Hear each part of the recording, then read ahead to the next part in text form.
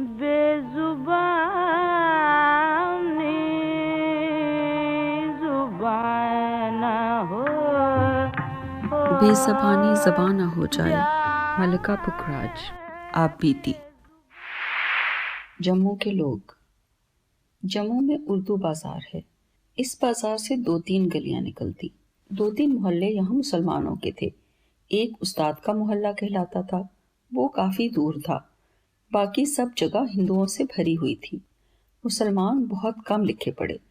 جو تھوڑے بہت پڑھے لکھے تھے، زیادہ سے زیادہ کلرک یا کسی وکیل کا منشی، وہ بھی گنتی کے۔ تمام ریاست میں صرف 5-6 ایسے خاندان تھے جو پڑھے لکھے بھی اور بڑے بڑے عہدوں پر۔ یہ قوم کے پٹھان تھے۔ اردو بازار کے پاس ہی تالاب کھٹیکا میں رہتے۔ ان میں سے ایک گلگت کا گورنر بھی رہ چکا تھا۔ اب 2-3 بیٹے فوج میں جنرل کرنل تھے۔ دوسرا خاندان بھی انہی کے رشتہ داروں کا، جن کے بیٹے ولایت سے پڑھ لکھ کر آئے تھے، اچھے عہدوں پر تھے۔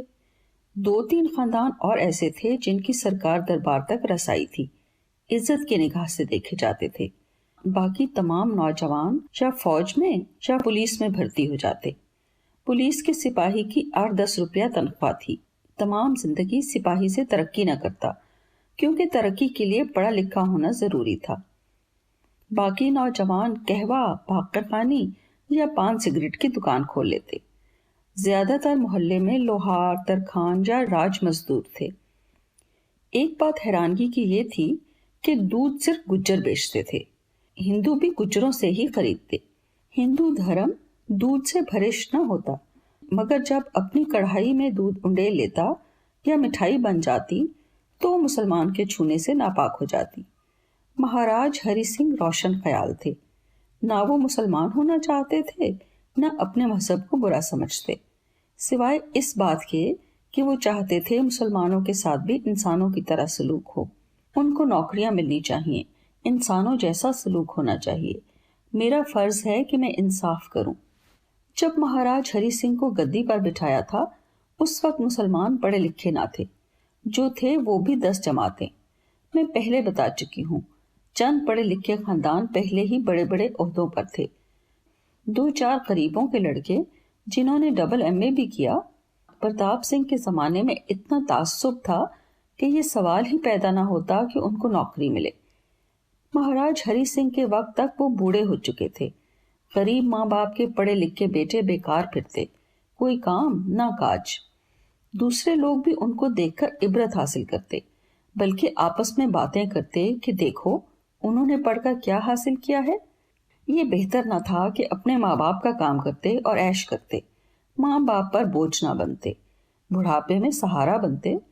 اب ان کی یہ حالت تھی کہ 1-2 روپیہ گھر والوں سے لے کر باہر آتے، شطرنج کی بازی لگا کر تمام دن گزارتے یا پان سگریٹ پیتے۔ اتنا پڑھنے لکھنے کے بعد نہ ترکھان لوہار کا کام کرنے کے قابل رہے نہ راجگیری کا۔ مسلمانوں کے بچے تمام دن تالاب کھٹیکا میں نہاتے یا بنٹوں کے ساتھ گتی کھیلتے یا آپس میں دنگا فساد یا گالی گلوچ کرتے۔ کوئی بچے کو اسکول داخل کروا بھی دیتا تو وہ بجائے اسکول جانے کے تالاب پر ہی کھیلتا رہتا۔ 2-3 دن کے بعد ماسٹر دوسرے بچوں کو حکم دیتا، وہ غیر حاضر ہے، پکڑ کر لاؤ۔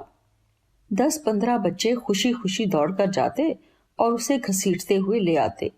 راستے میں بچہ چیخ چیخ کر آسمان سر پر اٹھا لیتا۔ آتے ہی ماسٹر بیت سے خوب پٹائی کرتا، بچہ گلا پھاڑ کر روتے روتے ہلکان ہو جاتا۔ اس کے بعد بچہ کبھی اسکول جانے کا نام نہ لیتا۔ 2-4 دفعہ ماں باپ کوشش کرتے، مار پیٹ بھی کرتے، مگر بچہ کہتا ٹکڑے ٹکڑے کر دو مگر اسکول نہیں جاؤں گا۔ ہار کر خاموش ہو جاتے، یہ کہہ کر دل کو تسلی دیتے کہ پڑھائی کا فائدہ بھی کیا ہے، شاید ساری عمر بیکار ہی پھرتا رہے۔ 8-9 سال کی عمر میں پڑھنے ڈالتے، یہ خیال ہوتا کہ بچہ سمجھدار ہو تو اسکول میں ڈالیں۔ مجھے اچھی طرح یاد ہے کہ ایک آدمی جس کے تمام بال سفید ہو چکے تھے، وہ ابھی 12ویں میں پڑھ رہا تھا۔ اگر یہ BA کر بھی لیتا تو کون سی ایسی نوکری تھی جو 40 سال کی عمر میں ملتی۔ ماں باپ بوڑھے ہو چکے تھے، افسوس کرتے کہ کاش اسے کام سکھواتے، ہمارے بڑھاپے کا سہارا ہوتا، آج ہمارا محتاج نہ ہوتا۔ مگر اب چھوٹا موٹا کام کرنے سے اسے ذلت محسوس ہوتی. بیچارہ دوسروں کے لیے مثال بن جاتا. لوگ کہتے پڑھا کر زندگی برباد کر دی. بوڑھے بچے جوان تمام دن اردو بازار کی پٹڑی پر تاش اور شطرنج کھیلتے. بعض اوقات شطرنج کی بازی اتنی لمبی ہو جاتی کہ شام پڑ جاتی. جب ان چیزوں سے فرصت ملتی تو جو ان سے تھوڑی بہتر حالت میں ہوں حسد سے ان کی دوسروں سے برائیاں کرتے. شام کو ہر نوجوان کنگھی پٹی کر کے تیل لگا کر بالوں کو چمکدار بنا کر بازار میں آ جاتا. منہ میں پان اور سگریٹ سلگا کر ایک دو موتیے کے ہار خرید کر 2-4 منٹ ہار بیچنے والی سے جو بہت خوبصورت ہوتی تھی باتیں کرتا. بار بار دل پر ہاتھ رکھ کر دل کی بھڑاس نکالتا اور خوش ہو جاتا. کھانا گھر سے مل جاتا. کسی کا باپ حجام، کسی کا ترخان، کوئی فاتحائی، کوئی لوہار. یہ ان پڑھ اور بیکار نوجوان باپ دادا کے ذلیل کام کرنے کو تیار نہیں تھے. یہ ماں باپ پر روب ڈال کر یا منت کر کے کچھ نہ کچھ ہتھیا لیتے. خواہ باپ کتنا ہی برخلاف کیوں نہ ہو، مگر ماں مجبور ہو کر کچھ نہ کچھ دے دیتی. وہ ہمیشہ اس چیز پر فخر کرتے کہ ہم ذلیل کام نہیں کرتے. اسی کوشش میں رہتے کہ کسی کو یہ پتہ نہ چلے کہ میرا باپ نائی یا ترخان ہے. جس وقت مہاراج ہری سنگھ کی تاج پوشی ہوئی تو مسلمانوں کی یہ حالت تھی. سرکار چاہتے ہوئے بھی کچھ نہ کر سکتے تھے. ہندوؤں کے بچے اپنے باپ کے ساتھ دکان پر بیٹھتے، ہندی گرمکھی اپنے باپ سے پڑھ لیتے، ساتھ دکان پر سودا بیچتے، حساب میں پکے ہو جاتے. 16-17 سال کی عمر میں یا تو باپ چھوٹی سی دکان الگ کھول دیتا یا دکان میں اپنے ساتھ شریک کر لیتا. دیکھتے ہی دیکھتے وہ امر سے لالا امر ناتھ بن جاتا. پوری ریاست میں مسلمانوں کی صرف 4-5 بڑی دکانیں تھیں. ہر قسم کی تجارت ہندوؤں کے ہاتھ میں تھی. دہلی جانے سے پہلے چودھری غلام عباس، اللہ رکھا ساگر اور عبد المجید کرشی استاد گلزار حسین کی دکان پر آیا کرتے تھے. دہلی سے واپس آئی تو غلام عباس BA LLB کر چکا تھا. اللہ رکھا اور عبد المجید شاید 10ویں پاس بھی نہیں تھے. غلام عباس کا باپ چیف جج کا ملازم تھا. جج نے عدالت میں بطور ہر کارے کے ملازم رکھوا دیا تھا تاکہ سرکاری تنخواہ ملتی رہے. خود بھی اسے بہت کچھ دیتا رہتا تھا. عدالت سے واپس آ کر جج کے بچوں کو گھوڑے پر سیر کرواتا، گھر کے کام میں حصہ لیتا، بازار سے خرید و فروخت کرتا. یہ بڑا محنتی، نیک نیت اور شریف آدمی تھا. جج کسی اور پر بھروسہ نہ کرتا مگر اس پر پورا بھروسہ تھا، اس لیے اس کے ہر دکھ سکھ میں شریک ہوتا، ہر چیز میں مدد کرتا. غلام عباس کا باپ جتنا محنتی اور نیک تھا اتنا ہی سمجھدار بھی تھا. جج کی مدد سے خوب بچوں کو لکھایا پڑھایا. غلام عباس کو LLB اور دوسرے بیٹے کو نہر کے محکمے میں SDO کرا دیا. نہر کے محکمے میں کافی پیسہ کما لیتا اور بڑے عیش و عشرت میں رہتا. تیسرا لڑکا جو سب سے چھوٹا تھا میرے بھائی کا دوست تھا. میرا ایک ہی بھائی ہے جو مجھ سے 9 سال بڑا ہے. غلام عباس کی پریکٹس برائے نام بلکہ نہ ہونے کے برابر تھی. ایک تو ویسے ہی وکیل کو اسٹیبلش ہونے میں 4-5 سال لگ جاتے ہیں، پھر ہندو ریاست، کوئی مقدمہ نہ ملتا، پیسے کی آمدنی نہ ہوتی، بچوں کو صاف ستھرا رکھنے، اپنی سفید پوشی، نوکر رکھنے کی گنجائش نہ تھی. گھر کا کام بیوی کو کرنا پڑتا. بیوی بھی بڑی ہمت والی تھی، آدھا دن کپڑے دھوتے ہی گزارتی. میرا استاد جس سے پڑھا کرتی تھی اس نے اپنی دکان چھوڑ دی اور غلام عباس کا منشی بن گیا، یہ سوچ کر کہ کافی پیسے ملیں گے. آدھا دن کام کروں گا، آدھا دن آرام کروں گا اور عیش میں زندگی بسر ہوگی. مگر آرام ہی آرام ملا، پیسہ نہ ملا. اسے ہی مقدمہ نہ ملتا تو استاد کو کہاں سے محنتانہ ملتا. دونوں مشکل سے گزارا کرتے. استاد کی بیوی سے دم بدم کی خبر ملتی. ہمارا غلام عباس کے ساتھ بھی میل ملاپ تھا. اس کا چھوٹا بھائی تقریباً تمام دن ہمارے ساتھ ہی رہتا تھا. میرے بھائی کے ساتھ بہت پیار تھا، اکٹھے پڑھتے تھے. ویسے غلام عباس کافی ہوشیار تھا، لیڈر بننے کا شوق تھا. کسی نہ کسی بہانے چھوٹا موٹا جلوس نکال لیتا، چھوٹی موٹی تقریر بھی کر لیتا. اس کے ساتھ اللہ رکھا ساگر اور عبد المجید کرشی ہمیشہ رہتے. دونوں پڑھے لکھے نہیں تھے مگر بہت ہوشیار تھے. عبد المجید غریب ماں باپ کا بیٹا تھا. رکھے کے باپ کا نام حکم دین پٹوٹی تھا اور وہ بہت امیر تھا.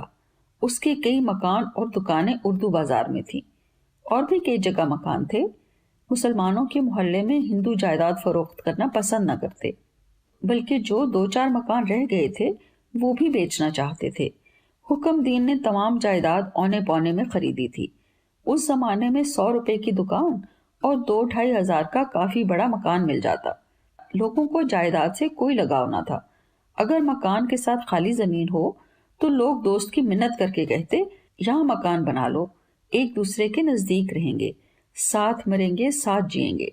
اگر دوست بناتا تو ساتھ مدد بھی کرتے اور احسان مند بھی ہوتے۔ حکم دین بہت چالاک اور لالچی تھا۔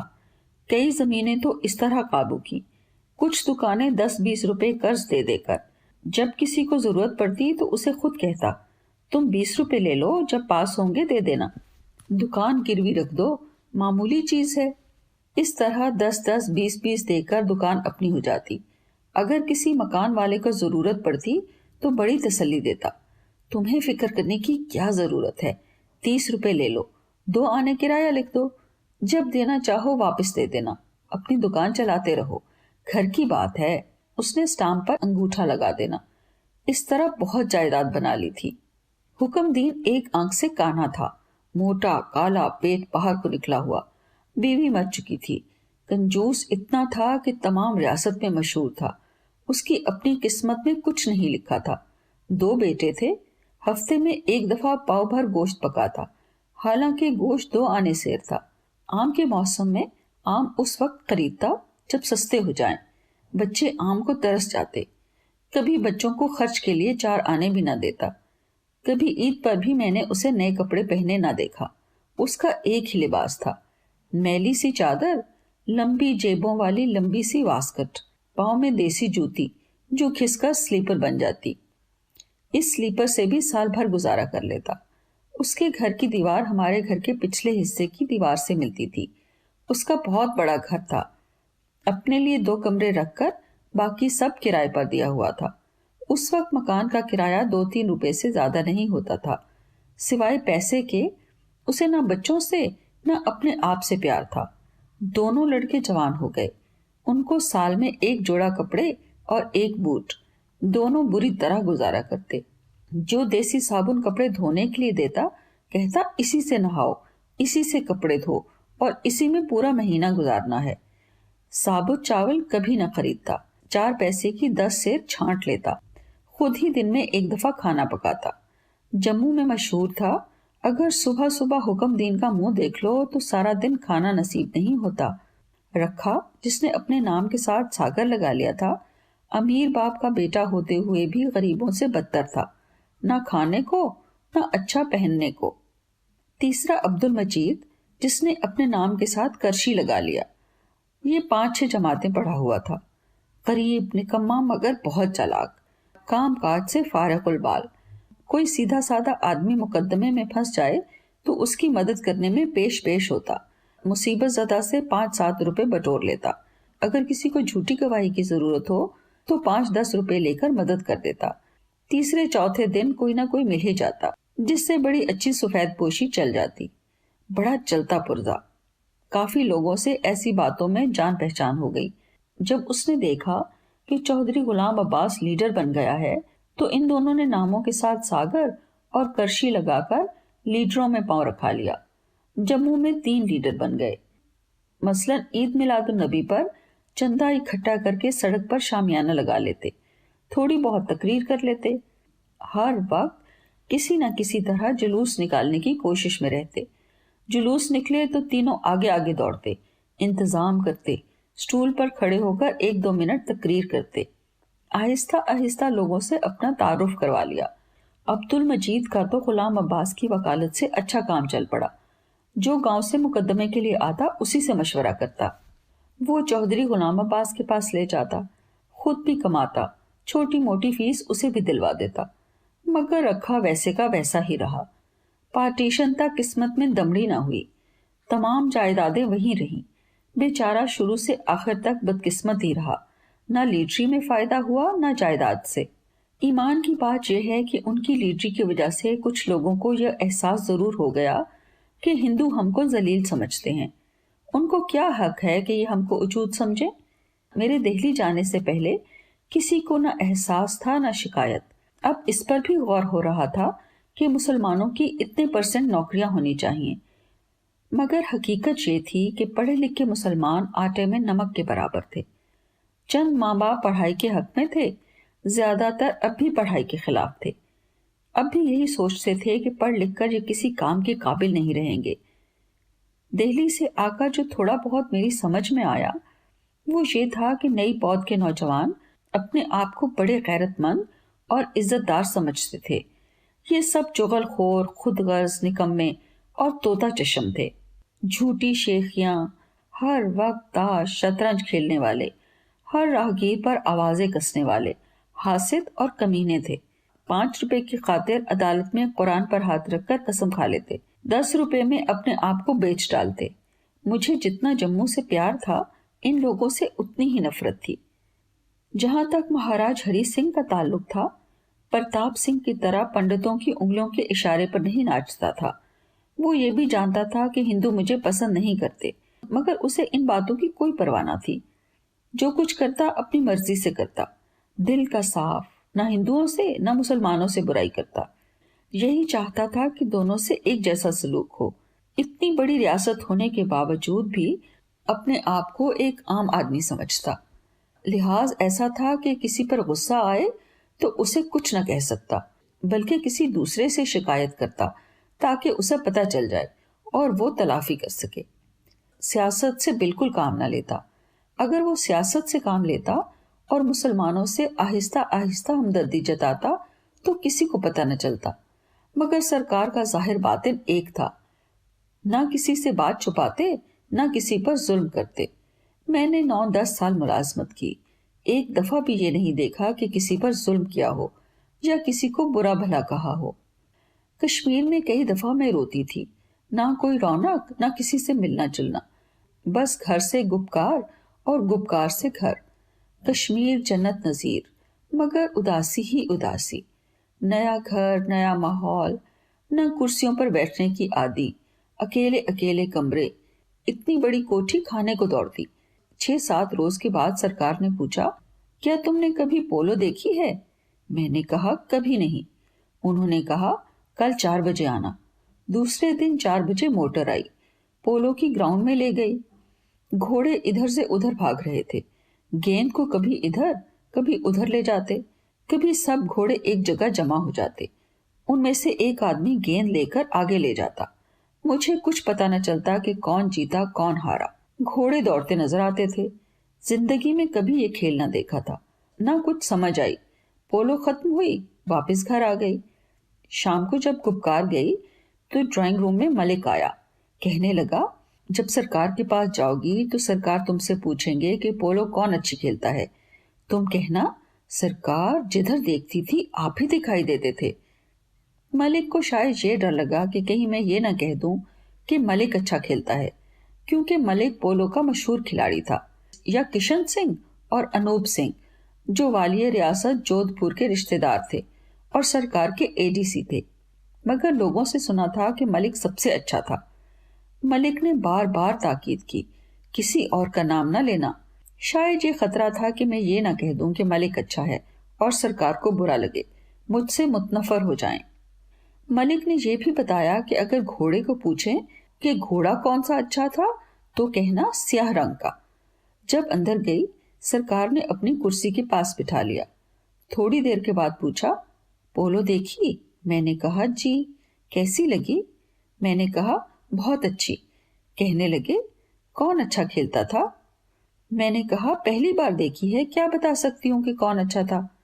ملک سرکار کی کرسی کے پیچھے کھڑا بار بار اشارے کر رہا تھا کہ کہو سرکار اچھا کھیل رہے تھے. میں نے بالکل پرواہ نہ کی. مجھے برا لگتا تھا کہ کہوں، جدھر دیکھتی تھی آپ ہی نظر آتے تھے. آج تک یہ پتا نہ لگا کہ اس میں اس کی بہتری تھی یا میری. بعد میں سرکار کہنے لگے، اچھا بتاؤ تمہیں گھوڑا کون سا پسند آیا؟ میں نے فوراً ملک کا بتایا ہوا گھوڑا بتا دیا. تمام کمرہ تالیوں سے گونج اٹھا. سب کہنے لگے، جانتی سب کچھ ہے مگر انجان بنتی ہے، عقل مند اور سمجھدار ہے. ہفتے میں 2-3 بار پولو دیکھنے کے لیے بھی گاڑی بھیجتے. पोलो देखने जाती, मगर सिर्फ सरकार को खुश करने के लिए, वरना मुझे कुछ समझ में ना आता, ना ही समझने की कोशिश करती। शायद इसलिए बुलाते थे कि मैं खुश होती हूँ। जब अल्लाह की मेहरबानी होती है तो हर चीज में अच्छाई होती है। ये ठीक ही मिसाल है, बंदा करे कवलियां ते रब करे सवलियां। मैं बेवकूफ़ी की बात भी करती तो अक्लमंदी की हो जाती। अभी रियासत की हेरा फेरियों से बिल्कुल नावाकिफ थी, ना तजुर्बाकार थी, ना उनकी तरह खुशामद करती, ना ही सरकार से खौफ आता था। एक रोज सरकार ने पूछा, तुमने कश्मीर में क्या क्या देखा है और कहाँ कहाँ की सैर की है? मैंने कहा, गुपकार और पोलो ग्राउंड हद है। इतने दिनों में सिर्फ पोलो ग्राउंड देखी है और कुछ नहीं देखा। सरकार ने कहा, चलो हम निशात बाग दिखाएंगे, मगर ऐसे कि या तो नूरजहां ने देखा होगा या तुम देखोगी। निशात बाग। सरकार ने उसी वक्त अब्दुल कयूम सेक्रेटरी को बुलाकर कुछ हिदायत दी। मेरे लिए भी कह दिया कि अंधेरा होने से पहले हफ्ते की शाम को निशात बाग पहुंचा देना। कुछ और लोगों को बुलाकर कहा कि तमाम बाग में पत्ते पत्ते पर दीपक माला होनी चाहिए। सबसे ऊपर वाली बारादरी में खाने का इंतजाम हो। हफ्ते के दिन 6 बजे तैयार हो गई। बहुत खुश थी कि बाग में जाना है। 7 बज गए, मोटर न आई। 8 बजे भी मोटर का नामो निशान भी ना था। सोचा शायद प्रोग्राम कैंसिल हो गया है। सड़क की तरफ देख देख कर आंखें पक गईं। 8:30 बज गए। उस रोज पता चला कि इंतजार की घड़ियां कितनी लंबी होती हैं। 8:45 बजे मोटर आई। जल्दी जल्दी मोटर में बैठे और निशात बाग की तरफ चल पड़े। अभी आधा रास्ता भी तय नहीं किया था कि सरकार की अपनी खास रोल्स रॉयस गाड़ी मिली। ड्राइवर ने हमारी गाड़ी रोककर ड्राइवर से पूछा, इतनी देर क्यों लगी? मैंने कहा, मैं तो 6 बजे से तैयार बैठी थी। 8:45 बजे गाड़ी आई, मैं फौरन आ गई। सरकार का ड्राइवर कहने लगा, तुम इस गाड़ी में आ जाओ, बाकी सब उसमें आ जाएं। ड्राइवर तेज चलाकर निशात बाग के दरवाजे पर पहुंच गया। गाड़ी से उतरकर दरवाजे पर पहुंची तो देखा 5-6 आदमी के साथ सरकार खड़े हैं। सरकार ने सवाल किया, क्या हुआ, क्यों देर लगी, क्या वजह हुई? मैंने कहा, पता नहीं, मैं तो 6 बजे से तैयार बैठी थी, गाड़ी 8:45 बजे आई, मैं फौरन आ गई। निशात बाग के 7 तख्ते थे। हर तख्ता पहले तख्ते से 10-12 फुट ऊंचा। तख्ते काफी लंबे चौड़े। दरमियान में फव्वारे, फव्वारों के दोनों तरफ चलने के लिए पटड़ियां, पटड़ियों के साथ फूलों की बड़ी बड़ी क्यारियां। खूबसूरती ये थी कि हर तख्ते के फूलों का रंग अलग अलग था। जहां तख्ता खत्म होता वहां फव्वारों के दरमियान आबशार गिरती। 7 तख्ते और 7 आबशारें थीं। पहले तख्ते से खड़े होकर अगर ऊपर देखो तो 7 आबशारें और 7 फव्वारों की लाइनें साफ नजर आती। आबशारों का पानी जब नीचे गिरता तो चांदी की तरह चमकता। जब सीढ़ियां चढ़कर दूसरे तख्ते पर जाते तो दूसरे रंग के फूलों का तख्ता नजर आता। बाग में रोशनी का ये आलम था कि तमाम बाग जगमग कर रहा था। हर फव्वारे की चोटी पर बिजली का बल्ब, फव्वारों के दोनों तरफ पटड़ियों पर दियों की लाइन। बड़े बड़े दरख्तों पर रोशनी ऐसी खूबसूरत थी कि लफ्जों में बयान नहीं हो सकता।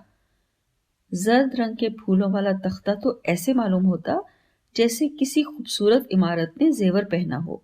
तमाम बारादरियां बिजली और दियों से जगमग कर रही थीं। एक तो वैसे ही निशात बाग दुनिया में बेमिसाल, सोने पर सुहागा ये कि रोशनी। वाकई ऐसा मंजर ना देखा था, ना फिर कभी ख्वाब में भी देख सकती हूँ। सरकार ने जो वादा किया था पूरा कर दिया। वैसे तो सरकार बादशाह थे, चाहते तो हर साल ऐसा कर सकते थे, मगर 9-10 साल तक दोबारा नहीं देखा। 60 साल के बाद मैं कश्मीर गई। अफसोस कि निशात बाग अब वैसा नहीं था। न एक रंग के फूलों के तख्ते, न सब्ज घास, उजड़े हुए दरख्त। मैंने फारूक अब्दुल्ला साहब को बताया कि हमारे जमाने में हर तख्ता एक रंग के फूलों का होता था। अब भी आप ऐसा करें, घास पर भी मेहनत करें। उन्होंने वादा किया, मगर थोड़े अरसे के बाद ही हुकूमत बदल गई। सरकार गेट पर इसलिए आए थे कि उन्हें यकीन था कि मुझे जरूर कोई हादसा पेश आ गया है। 2.5 घंटे कैसे लेट हो सकती है, क्योंकि उन्होंने मुझे देखते ही कहा, ٹھیک ہو؟ تم زندہ ہو؟ ان کے ساتھ 2-3 ADC، خسرو جنگ اور قیوم صاحب تھے۔ قیوم صاحب کچھ زیادہ ہی پی گئے تھے، باقی سب ٹھیک ٹھاک تھے۔ سرکار نے مجھے کہا، مجھے تو پورا یقین ہو گیا تھا تمہیں کچھ ہو گیا ہے۔ قیوم صاحب کہنے لگے، افسوس، تم نے سرکار کو اتنا پریشان کیا کہ جس کی حد نہیں۔ میں نے کہا، میں نے کیا کیا ہے؟ میں تو 6 بجے سے تیار بیٹھی تھی، موٹر ہی نہیں آئی، میرا کیا قصور ہے؟ سرکار خاموش رہے۔ سب نے 7ویں تختے پر پہنچنا تھا۔ تھوڑی دیر کے بعد پھر قیوم نے مجھے مخاطب کیا، کہنے لگا، تم نے سرکار کی بالکل پرواہ نہیں کی، 2.5 گھنٹے دیر کر دی، بڑی ناقدر شناس ہو، ایسا ہرگز نہیں کرنا چاہیے تھا۔ سرکار کو بہت پریشان کیا ہے، ان کو کتنی دور آنا پڑا ہے۔ میں نے دوبارہ وہی باتیں دہرائیں۔ سرکار نے بالکل اس کی باتوں کی طرف دھیان نہ دیا اور خاموشی سے چلتے رہے۔ 5-10 منٹ کے بعد پھر وہی تقریر شروع کر دی۔ اس کی باتیں سن کر میں روحان سی ہو گئی، حیران تھی کہ میرے ساتھ کیا دشمنی ہو گئی ہے، میں نے اس کا کیا بگاڑا ہے۔ 6 مہینے پہلے یہ کہتا تھا، میں نے آپ کے لیے ایسا تحفہ ڈھونڈا ہے جس کا کوئی جواب نہیں۔ راستہ کافی لمبا تھا، تمام انتظام 7ویں تختے پر تھا، سب باغ اور روشنی کا نظارہ دیکھتے ہوئے جا رہے تھے۔ قیوم پھر بولا، حیران ہوں تم نے ایسا کیوں کیا؟ تم نے سرکار کا دل توڑ دیا، سرکار نے تمہیں دکھانے کے لیے یہ سب کچھ کیا۔ قیوم صاحب کے پاؤں ڈگمگا رہے تھے، زبان بھی لڑکھڑا رہی تھی، مگر ہر 2 منٹ کے بعد یہی گفتگو کر رہے تھے۔ 20 دفعہ سنایا۔ میں بہت خوش نہ تھی، 6 بجے کی تیار بیٹھی تھی مگر وہ میرا پیچھا نہ چھوڑتا تھا۔ اب تو بالکل رونے پر آ گئی۔ سرکار نے کئی دفعہ اور باتیں کرنے کی کوشش کی مگر وہ باز نہ آیا۔ دیر تک سنتے رہے، آخر برداشت سے باہر ہو گیا۔ وہ غصے سے کہنے لگے، سب سے پہلے تو یہ بتاؤ تم کون ہوتے ہو پوچھنے والے؟ تمہارا کیا واسطہ ہے؟ تم گیرج کے انچارج ہو، تم نے وقت پر گاڑی کیوں نہیں بھیجی؟ کیا وہ پیدل چل کر آتی؟ جواب دو، کیا وجہ ہے؟ مجھے یقین ہے کہ سب کچھ تم نے جان بوجھ کر کیا ہے، تم حسد سے جل کر خاک ہو گئے ہو۔ حسد بھی کس سے؟ 9-10 سال کے بچے سے؟ 40 سال کی عمر میں مقابلہ کس سے کر رہے ہو؟ بچے سے؟ اب میں تمہاری جواب طلبی کرتا ہوں، بتاؤ ایسا کیوں کیا؟ تمہاری ڈیوٹی تھی، وقت پر موٹر نہیں گئی۔ 2 گھنٹے سے تمہاری بکواس سن رہی ہے مگر تم نے اس کا پیچھا نہیں چھوڑا۔ مجھے اس نے پریشان نہیں کیا، تم نے کیا ہے۔ نہ تمہاری یہ ملازم ہے، نہ تمہارا اس سے کوئی سروکار، نہ آئندہ کبھی سروکار رکھنا۔ پہلی دفعہ یہ احساس ہوا سرکار کے مہربان ہونے کی وجہ سے لوگ حسد کرنے لگے ہیں، حالانکہ نہ میں ان کا کام کر سکتی تھی نہ وہ میرا، مگر سرکار کی مہربانی کو کوئی نہ برداشت کر سکتا۔ مجھے بھی تھوڑی بہت سمجھ آ گئی تھی اپنے آپ کو بچانے کی۔ چھوٹی سے چھوٹی چیز میں بھی محتاط رہنا چاہیے۔ سوائے صاحبزادہ نور محمد، خسرو جنگ یا ملک کے، تمام پرائیویٹ سٹاف مجھ پر سرکار کی مہربانی برداشت نہیں کرتے تھے۔ اعتراض تھا کہ اتنے مہربان کیوں ہیں اور میرا اتنا کیوں خیال رکھتے ہیں۔ سب کی کوشش تھی کہ نظروں سے گر جاؤں۔ تمام سٹاف ایک دوسرے سے جلتا، ہر ایک دوسرے کا پتہ کاٹنے کی طاق میں رہتا، ہر ایک کی یہ کوشش ہوتی کہ سب کو سرکار کی نظروں سے گرا کر خود قریب ہو جاؤں۔ سرکار کو جب غصہ آتا تو صرف یہ کہتے، خوش آمدید ٹٹو۔ انہیں خوشامد کرنے والوں سے سخت نفرت تھی۔ سرکار کو نواب پالن پور سے اتنا پیار تھا کہ گپکار میں پہاڑ کی چوٹی پر کوٹھی بنوائی جس کا نام تالے منزل رکھا۔ جب نواب صاحب آتے تو تالے منزل میں 1-1.5 مہینہ ضرور ٹھہرتے۔ دوسری مہارانی کوچ بہار تھیں جو سال میں 3-4 مرتبہ ضرور آتی۔ اس وقت تو کسی بات کا علم نہیں تھا مگر آہستہ آہستہ پتہ چل گیا کہ مہارانی صرف نواب خسرو جنگ کی وجہ سے آتی تھی۔ جموں تو کبھی کبھار آتی مگر کشمیر ہر سیزن میں 3-4 مرتبہ آتی۔ ہر بار 10-12 روز کے بعد پتہ چلتا کہ کل واپس جا رہی ہیں۔ جب دوسرے روز جاتی تو پتہ چلتا کہ 2-3 روز اور رک گئی ہیں۔ ان کے اکثر 2-3 بار پروگرام بدلتے رہتے جس سے ظاہر ہوتا کہ ان کا جانے کو دل نہیں چاہتا۔ مہارانی میں غضب کی کشش تھی، ایسی کشش تھی کہ جی چاہتا تھا سامنے بیٹھی رہیں اور دیکھتی رہوں۔ مہارانی دھرم کوٹ۔ مہاراج ہری سنگھ کی دوسری شادی مہاراج دھرم کوٹ کی بیٹی سے ہوئی تھی۔ مہاراج نے بیٹی کو اتنا جہیز دیا کہ تمام ریاست حیران رہ گئی۔ اس سے پہلے جتنے جموں کے مہاراج تھے ان کی شادیاں ریاست کے جاگیرداروں کی بیٹیوں سے ہوتی رہیں۔ مہاراج ہری سنگھ پہلے مہاراج تھے جن کی شادی مہاراج کی بیٹی سے ہوئی۔ سنا ہے کہ جب مہارانی آئی تو جہیز کی 5-6 میل لمبی قطار تھی۔ جہیز کے جلوس کا یہ طریقہ تھا کہ ایک آدمی ایک چیز سر پر اٹھا کر چلتا، مثلاً چاندی کی گاگریں، کھانے کے تھال، چمچے، لوٹے، پاندان، خاصدان، سونے کے برتن، سونے کے چھپر کھٹ، دولہے کے لیے سونے کی کرسی، چاندی کی سینیوں میں زیوروں کے سیٹ، ایک ایک چیز ہر شخص سر پر رکھ کر چلتا۔ سنا ہے کہ اسٹیشن سے لے کر منڈی تک لمبا جلوس تھا۔ ہیرے جواہرات کے زیور، کوئی ایسی چیز نہ تھی جو جہیز میں نہ ہو۔ مہارانی کا ڈولا بھی سونے کا تھا۔ مہارانی کے ساتھ 25 نوکرانیاں، باورچی خانے کا عملہ، حفاظتی دستہ، ڈاکٹر، جن کی تنخواہ ہر مہینے دھرم کوٹ سے آتی۔ یہ سب کچھ جہیز میں شامل تھا۔ جس وقت شادی ہوئی مہاراج ہری سنگھ راجکمار تھے اور یہ راجکماری، مگر نہ راجکماری کے وقت نہ مہارانی کے زمانے میں سرکار کا میل ملاپ نہ تھا۔ کبھی سال میں 1-2 دفعہ جاتے، وہ بھی کسی تہوار یا فنکشن پر۔ راجوں مہاراجوں میں رواج تھا کہ لڑکی شادی کے بعد کبھی ماں باپ کے گھر نہ جاتی۔ مہارانی دھرم کوٹ دن رات منڈی میں ہی رہتی، کبھی کبھار موٹر میں گھومنے جاتی، باقی 6 مہینے جموں، 6 مہینے کشمیر رہتی۔ عورت کی زندگی تو خاوند سے ہوتی ہے، خدا معلوم وہ کیسے زندگی گزار رہی تھی، نہ خاوند نہ ماں باپ۔ میرے خیال میں تو ان کی زندگی میں خوشی کا نام و نشان نہ تھا۔ جب بھی اداس ہوتی تو اپنے چھوٹے بھائی کو بلا لیتی۔ بھائی کے ساتھ بہت پیار تھا۔ بھائی کم عمر، سیدھا سادہ، ٹھگنا قد، آنکھوں پر موٹے موٹے شیشوں کا چشمہ، نظر اتنی کمزور کہ بغیر چشمے کے بالکل کچھ نظر نہ آتا، کافی بدصورت تھا۔ سرکار کا سالہ تھا اور سالوں کے ساتھ ہر قسم کا مذاق جائز ہوتا۔ کبھی سرکار چشمہ چھپا دیتے، کبھی کسی گانے والی کو بلا کر اس کی کرسی کے پاس بٹھا دیتے اور گانے والی کو سمجھا دیتے کہ اس کے ساتھ باتیں کرو اور کہو کہ مجھے تم بہت پسند ہو، مجھے تم سے پیار ہو گیا ہے، دل چاہتا ہے کہ تمہارے پاس ہی بیٹھی رہوں۔ یہ باتیں سن کر اسے اتنی شرم آتی کہ سردیوں میں بھی اس کی پیشانی پسینے سے بھیگ جاتی اور اپنے کمرے میں بھاگ جاتا۔ سرکار اس عورت کو بھی کمرے میں بھیج دیتے، وہ پھر بھاگ کر کرسی پر آ بیٹھتا۔ اسی طرح کے مذاق ہوتے رہتے۔ ادب لحاظ کی وجہ سے کبھی برا نہ مانتا، کبھی جواب نہ دیتا۔ مہارانی دھرم کوٹ نے اپنے نوکر کو ہارمونیم دے کر میرے گھر بھیجا کہ مہارانی نے فرمایا ہے کہ باجا سیکھو، پھر ہمیں گانا سناؤ۔ اس سے پہلے وہ پوچھ چکی تھی، کیا تمہیں باجا آتا ہے؟ میں نے کہا نہیں۔ 10-15 روز کے بعد باجا بھیج دیا اور تاکید کی کہ جلدی سیکھو اور ہمیں اطلاع دو۔ 2 مہینے کے بعد پھر نوکر بھیجا کہ سیکھ لیا ہے؟ میں نے کہا نہیں، ابھی نہیں سیکھا۔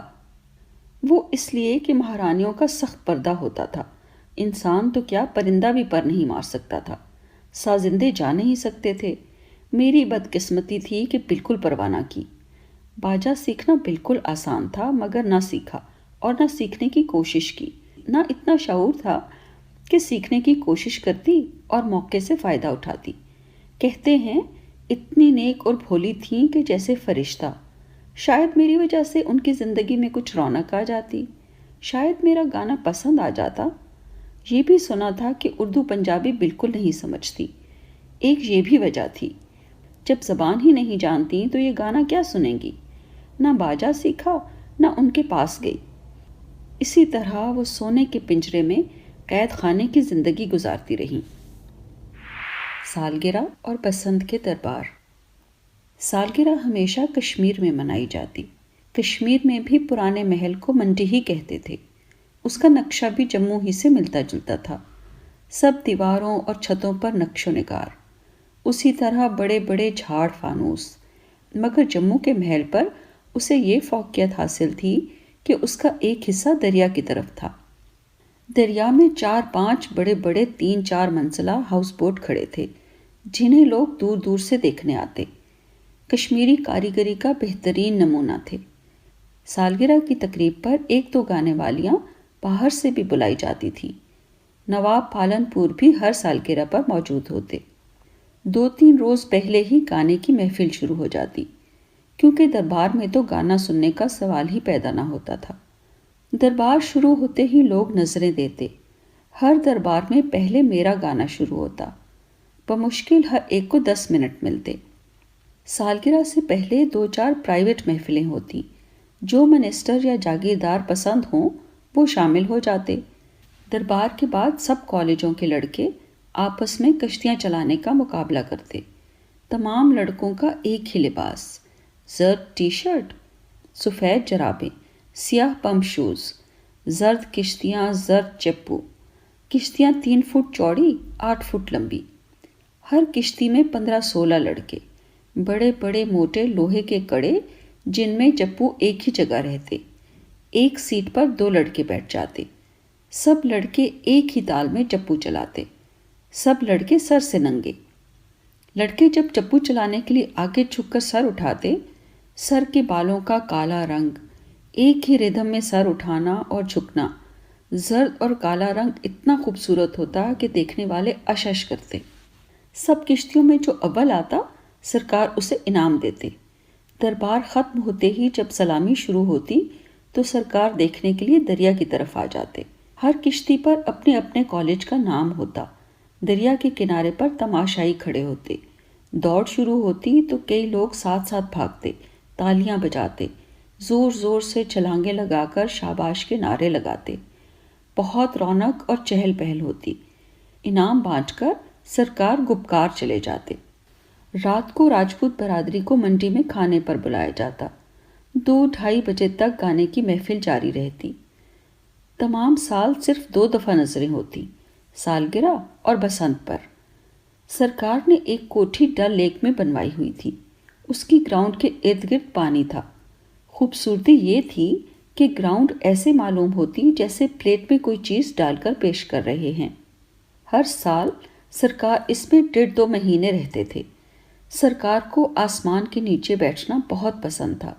ہر شام اسی گراؤنڈ میں بیٹھتے، یہیں کھانا کھاتے۔ چاندنی رات میں ڈل کا پانی اس طرح چمکتا جیسے چاندی۔ کوٹھی میں آنے جانے کے لیے ہر وقت 10-12 شکارے ڈیوٹی پر موجود رہتے۔ مجھے بھی شکارے میں ہی آنا پڑتا۔ ویسے تو خشکی کا راستہ بھی تھا، مگر ڈل لیک کگری بل کے قریب تھا۔ گھر سے موٹر پر آ کر شکارے میں 2 منٹ میں پہنچ جاتی تھی۔ سرکاری شکارے بہت آرام دہ اور خوبصورت تھے۔ نرم نرم کشن، عمدہ اون کی کڑھائی، 4 مانجھی جو ردھم سے چپو چلاتے۔ مانجھی ایسے ماہر تھے کہ ان کو چپو چلانے کے کئی طریقے آتے۔ جو لوگ سیر کو آتے زیادہ تر شکاروں میں ہی آتے جاتے۔ ایک تو کرایہ سستا، پھر دریا کی سیر، ہاؤس بوٹوں کا نظارہ، ہاؤس بوٹوں میں رہنے والوں کا نظارہ۔ کشمیر میں ہر شہر کے لوگ آتے، ولایت، مارواڑ، پنجاب، کوئی ایسا ملک نہ تھا جہاں کے لوگ کشمیر دیکھنے نہ آئیں۔ بسنت کا تہوار بڑے زور شور سے منایا جاتا۔ غریب، امیر، ہندو، مسلمان، سب زرد رنگ کی پگڑیاں پہنتے۔ عورتیں سر سے لے کر پاؤں تک زرد کپڑے پہنتی۔ بچے، بوڑھے، جوان، جدھر نظر پڑتی زرد رنگ دکھائی دیتا۔ یہ سرکاری حکم نہیں تھا، لوگ اپنی خوشی سے ہر تہوار مناتے۔ غریبی تو بہت تھی، مگر خدا جانے کیا وجہ تھی۔ ہر شخص کے دل میں امنگ تھی۔ ہر ایک خوشی منانے کا بہانہ ڈھونڈتا تھا۔ ہر ایک کے چہرے پر خوشی نظر آتی۔ ہر آدمی ہر تہوار کو اپنا تہوار سمجھتا۔ بسنت کا تہوار اتنی دھوم دھام سے منایا جاتا کہ تمام منڈی کی سڑک پر زرد رنگ کا گلال بچھا دیا جاتا۔ جہاں سے سرکار پیدل چل کر چبوترے پر پہنچتے، وہاں سیڑھیوں پر زرد بانات، چبوترے پر زرد قالین، سونے کی کرسی، زرد رنگ کی مخمل پر سنہری کام کا چھتر، درباریوں کے زرد رنگ کا لباس، زرد بنارسی پگڑی، زرد بروکیٹ کی اچکن، زرد کمر بند، زرد مخمل پر سنہری کام کا تلوار کا خول۔ میرے لیے جو سرکار نے پونا سے 6 ڈریس بنوائے تھے ان میں ایک ڈریس زرد رنگ کا تھا۔ اس ڈریس کے ٹشو کے ایک تار سنہری، ایک ریشم کی۔ جس رنگ کی ریشم کی تار ہو وہی رنگ نظر آتا۔ یہ کپڑا جب پرانا ہو جائے تو سنار خرید کر اس سے سونا نکال لیتے۔ اس کپڑے پر بھاری کام سلم ستارے کا تھا۔ باقی درباروں میں جو رنگ چاہو پہنو، مگر بسنت کے دربار میں زرد ڈریس کا حکم تھا۔ پرائیویٹ محفلوں میں پوری آزادی تھی۔ بسنت کا دربار بھی دیکھنے کے لائق تھا۔ دربار تو تقریباً ہر مہینے کسی نہ کسی تہوار کا ہوتا تھا، مگر بسنت کے دربار کی شان ہی اور تھی۔ سرکار کا ولایت جانا۔ ستمبر میں جموں واپس آ گئے۔ چند دنوں کے بعد معلوم ہوا کہ سرکار ولایت جا رہے ہیں۔ دل میں سوچا، اچھا ہے، ولایت جائیں گے اور میں لاہور جا کر خوب سیر کروں گی، چیزیں خریدوں گی، مزے کروں گی۔ سرکار نے جانے سے 2 دن پہلے مجھے اپنے پاس بلایا اور تاکید کی، میری غیر حاضری میں میرے کسی ماتحت منسٹر یا ان کی بیویوں کے گھر نہیں جانا، نہ کبھی ریاست سے باہر جانا۔ میں نے دبی زبان میں کہا، 2-4 روز لاہور جاؤں؟ انہوں نے سختی سے کہا، ہرگز نہیں۔ سرکار ولایت چلے گئے۔ سخت اداسی چھا گئی۔ معلوم ہوتا تھا جیسے جموں اجڑ گیا ہے، نہ کوئی کام، نہ کہیں جانا آنا۔ جب سرکار یہاں تھے تو شام کو تیاری کرنی، محل میں جانا، 11 بجے تک رنگ برنگی باتیں سننی، ہنسی مذاق میں وقت کا پتہ ہی نہ چلتا۔ ان کے جانے کے بعد دل بیزار ہو گیا، کچھ نہ سوچتا، کیا کروں؟ صبح 1-1.5 گھنٹہ گانے کی پریکٹس کرتی، اس کے بعد اللہ اللہ خیر صلاح۔ پڑوس میں میری ایک ہم عمر تھی، اس سے کہا شام کو 4-5 بجے سیر کو جایا کریں۔ وہ خوشی سے راضی ہو گئی۔ دوسرے روز سیر کے لیے گئے۔ راستے میں نندا بس سروس کے ساتھ سائیکلیں مرمت کرنے کی دکان تھی۔ وہاں ایک آدمی گرم چنے اور مکئی کے دانے بیچ رہا تھا۔ چھوٹے سے مٹی کے برتن میں آگ ڈال کر چنوں پر رکھی تھی، جس سے بھاپ نکلتے دیکھ کر خامخواہ کھانے کو دل چاہتا تھا۔ سہیلی کہنے لگی، تمہارے پاس پیسے ہیں؟ میں نے مذاق سے بڑوں کی نقل کرتے ہوئے کہا، میرے پاس تو زہر کھانے کے بھی پیسے نہیں۔ بات کرتے کرتے ہم آگے چلے گئے۔ دوسرے دن شام کو جب اس دکان کے پاس آئے تو آواز آئی، یار تیرے پاس پیسے ہیں؟ سڑک کے دوسرے کنارے سے آواز آئی، قسم ہے میرے پاس تو زہر کھانے کے لیے بھی پیسے نہیں۔ ہم دونوں نے حیرانگی سے ایک دوسرے کو دیکھا۔ تھوڑی دور آگے جا کر کہا، یہ بات تو کل ہم نے کی تھی۔ پھر سوچا کہ شاید یہ اتفاق ہو، مگر جب دوسرے روز گزرے تو پھر آواز آئی، یار پیسے ہیں؟ اسی طرح دوسری طرف سے آواز آئی۔ یقین ہو گیا کہ یہ ہماری نقل اتار رہے ہیں۔ نہ لڑکے ہماری طرف دیکھتے، نہ آنکھ سے آنکھ ملاتے، صرف سنانے کے لیے سڑک کے دونوں طرف کھڑے ہو کر سوال جواب کرتے۔ صلاح کی کہ اب ادھر سیر کے لیے نہیں آئیں گے، حالانکہ ادھر بہت خوبصورت باغ تھا جو صرف عورتوں کی تفریح کے لیے تھا۔ ہم نے کہا، لعنت ڈالو، کل سے ادھر نہیں آئیں گے۔ دوسرے روز ریزیڈنسی روڈ کی طرف گئے، ادھر باغ وغیرہ نہیں تھا، جلد واپس آ گئے۔ گھر کی سیڑھیاں چڑھنے سے پہلے آواز آئی، یار پیسہ ہے؟ سڑک کی دوسری پٹڑی سے دوسرے لڑکے نے وہی جواب دیا۔ غصے سے خون کھول گیا۔ فوراً گردن موڑ کر ان کی طرف دیکھا، مگر وہ بغیر نظر ملائے گزر گئے۔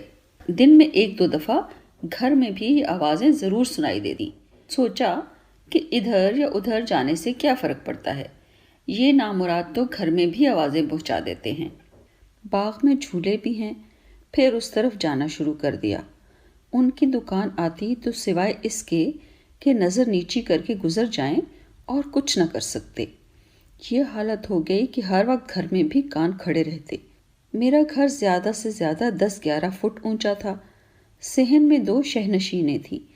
شام کو شہنشین پر بیٹھ کر بازار کی رونق دیکھنے کے لیے اکثر تانک جھانک رہتی تھی۔ یہ نامراد جانتے تھے اور 1-2 مرتبہ ضرور آتے۔ اب ان کی تعداد 2-4 نہیں تھی۔ جو لڑکے سائیکل بنوانے آتے وہ سب کو بتاتے ہوں گے، یہ سب ہندو تھے۔ خدا جانے کتنے لڑکے ہوں گے، کبھی ناغہ نہ ہوتا۔ دن میں 3-4 مرتبہ ضرور آوازیں آتی۔ راستہ گزرتے جب آواز آتی تو کئی دفعہ ارادہ کرتی کہ ان کو خوب ڈانٹوں، پھر سوچتی کیا کہوں، نہ کوئی بری بات کرتے ہیں، نہ ہنستے ہیں، نہ میری طرف دیکھتے ہیں۔ ناراض ہوں تو کس پر؟ بے بس ہو کر یہ فیصلہ کرتی کہ بھونکنے دو، میرا کیا بگڑتا ہے۔ سرکار کو ولایت گئے مہینہ گزر گیا۔ ان کا خاص اردری لچھو ایک پارسل لے کر آیا کہ سرکار نے تمہارے لیے بھیجا ہے۔ خوشی خوشی پارسل کھولا۔ اس میں سے 1 درجن سکن کلر کی جرابیں نکلیں۔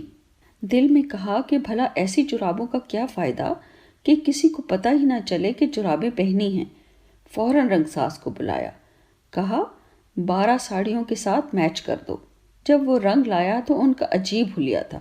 نیچے سے ڈبل تھیں، اس لیے ہر جراب کا اوپر سے اور نیچے سے رنگ کچھ اور ہو گیا۔ رنگ ساز سے سخت ناراض ہوئی۔ تو نے ستیہ ناس کر دیا، ان کا رنگ اتار دو۔ اس نے کوشش کی، رنگ نہ اترا، بلکہ جا بجا بدنما دھبے پڑ گئے۔ بعد میں پتہ چلا کہ بہت قیمتی جرابیں تھیں، ریشم، اور اس زمانے میں 80 روپے جوڑا تھا۔ جہالت اور بے خبری میں قیمتی جرابوں کا ستیہ ناس کر دیا۔ 1.5 مہینے کے بعد سرکار ولایت سے واپس آ گئے۔ توپوں کی سلامی سے پتہ چل گیا کہ سرکار آ گئے ہیں۔ 7 بجے موٹر سے رام نگر گئی۔ سرکار نے جاتے ہی اپنے پاس بلایا، پوچھا کیسی رہیں؟ دل چاہتا تھا کہوں سرکار آپ کے بغیر اداس رہی، جموں اجڑ گیا تھا، مگر ایک لفظ نہ کہہ سکی۔ یہی جواب دیا، بڑے مزے میں رہی۔ 2-3 منٹ کے بعد سرکار نے لچھو کو بلایا۔ اس نے 2-3 ڈبیاں پیش کی۔ ایک لمبی سی ڈبیا کھولی، اس میں پلیٹینم میں ہیرے اور کوئی کالا پتھر تھا۔ چوڑیاں ایسے جڑی ہوئی تھیں جیسے سپرنگ۔ دوسری ڈبیا میں پلیٹینم کی گھڑی، جس کا کور ہیرے یا یاقوت سے جڑا ہوا تھا اور ارد گرد ہیرے جڑے تھے۔ اس کی چین بھی پلیٹینم کی تھی۔ اس کو جتنا کھینچو کھل کر پھر اصلی حالت پر آ جاتی تھی۔ تیسری ڈبیا میں پلیٹینم کی انگوٹھی، جس میں 3 یاقوت اور ارد گرد ہیرے جڑے تھے۔ بغیر شکریہ کے، بغیر تعریف کے، ایک ہاتھ میں چوڑی، دوسرے میں گھڑی پہن لی۔ نہ منہ سے نہ نظروں سے پسند یا ناپسند کا اظہار کیا، بلکہ دل میں یہ سوچتی رہی کہ پتہ نہیں سرکار اتنی خوبصورت چیزیں چاندی میں کیوں بنوا کر لائے ہیں، کیونکہ پلیٹینم کا میں نے تو کیا، میرے باپ دادا نے بھی نام نہیں سنا تھا۔ ہمیشہ اسی کوشش میں رہتی کہ ان کو یہ معلوم ہو کہ مجھے کسی چیز کی پرواہ نہیں ہے۔ ان چیزوں کی میری نظروں میں کوئی حقیقت نہیں۔ سرکار نے بھی کبھی یہ نہ پوچھا تمہیں یہ چیزیں اچھی لگی ہیں یا بری۔ تھوڑی دیر کے بعد پوچھا میرے بعد تم کسی کے گھر گئی تھی؟ میں نے کہا بالکل نہیں۔ کہنے لگے اچھا کیا۔ کھانا آ گیا۔ کھانے کے بعد 1-2 گھنٹے گانا ہوا، کچھ ادھر ادھر کی باتیں ہوئیں، گھر آ گئی۔ مہاراج کا کھانا پکانا۔ سرکار کو کھانا پکانا بھی بہت پسند تھا۔ ہفتے میں 3-4 مرتبہ پرائیویٹ سٹاف کے ساتھ مل کر خود کھانا پکاتے۔ صاحبزادہ نور محمد ہمیشہ پلاؤ پکاتا، سرکار مرغی۔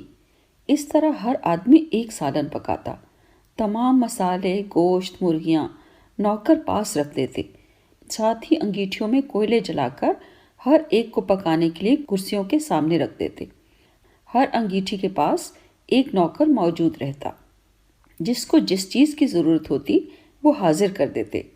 سرکار کا کام میرے ذمہ ہوتا۔ سرکار کرسی پر بیٹھ کر آرڈر دیتے، دیکھو مرغی گل گئی ہے یا نہیں، چمچہ پھیرو، نمک چکھو، اب بھون لو۔ جیسا بتاتے میں کرتی رہتی۔ جب کھانا پک جاتا تو سب کا مقابلہ ہوتا کہ کس نے سب سے اچھا پکایا۔ گھنٹوں باتیں ہوتی، بحث ہوتی۔ کئی دفعہ خسرو جنگ کو، کئی دفعہ نواب صاحب کو منصف بنایا جاتا۔ یہ ضروری نہیں تھا کہ سب یہ کہیں کہ سرکار کا اچھا ہے۔ ہر روز شام کو 7 بجے گھر سے رام نگر آ جاتی تھی، ہر روز یہیں کھانا کھاتی۔ ایک دن جب مرغی میں چمچہ ہلا رہی تھی تو سرکار کہنے لگے، میں نے دیکھا ہے کہ تم بہت بھوکی ہو، ہر روز یہیں کھانا کھاتی ہو۔ یہ بات مجھے تیر کی طرح لگی، ایسی بری لگی کہ دل میں پکا ارادہ کر لیا، خواہ بھوکی مر جاؤں مگر یہاں کبھی کھانا نہیں کھاؤں گی۔ 7 بجے بلا کر 1 بجے تک یہاں رکھتے ہیں تو کھانا کس وقت کھاؤں؟ 7 دانا بھی دے رہے ہیں۔ اسی بات سے تو ہمیشہ ڈرتی تھی کہ یہ مجھے کسی چیز میں بھوکا ننگا نہ سمجھیں۔ کبھی زیور اور کپڑے کو آنکھ بھر کر نہ دیکھتی، کہ کہیں یہ نہ سمجھیں کہ میں نے کچھ دیکھا ہی نہیں ہے۔ انہوں نے تو مذاق کیا مگر میرا کھانا حرام ہو گیا۔ مجھے اچھی طرح یاد ہے جب کسی اڑوسی پڑوسی نے کہنا کھانا کھا لو تو دل چاہتے ہوئے بھی سختی سے انکار کر دینا تاکہ یہ نہ معلوم ہو کہ میں بھوکی ہوں۔